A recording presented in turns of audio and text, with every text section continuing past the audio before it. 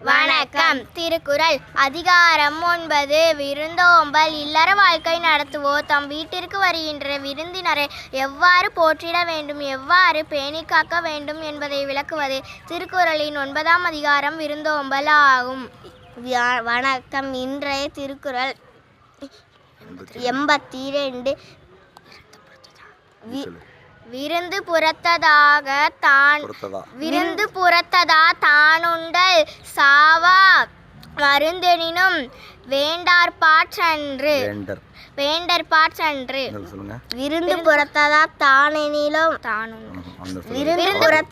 தானுண்டல் சாவா மருந்தெனினும் வேண்டற்பாற் விருந்து புறத்ததா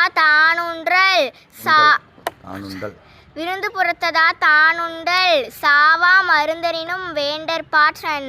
நன்றி.